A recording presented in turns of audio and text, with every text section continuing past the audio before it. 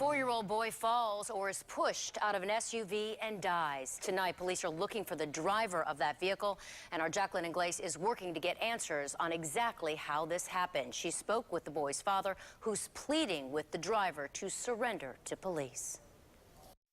All that this father wants to know right now is who left his little boy here in the southbound lanes of North Florida Avenue to die. Marterrence Albury was riding in the back of a green Expedition when he either fell out of the back passenger door or was pushed out.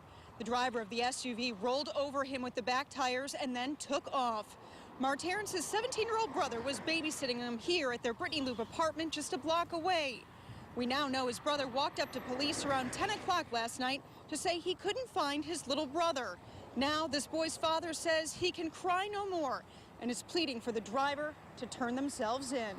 Whoever did it, I hope they, you know what I'm saying, be man enough to go ahead and do what's right, turn themselves in, or however the case may be, you know what I'm saying.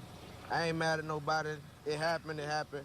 Red light cameras here in the area did catch this SUV driving off. Right now, Tampa police are working to release that video to us. This SUV is described as a green Expedition, model year between 2001 and 2004. In Tampa, Jacqueline Inglese, ABC Action News.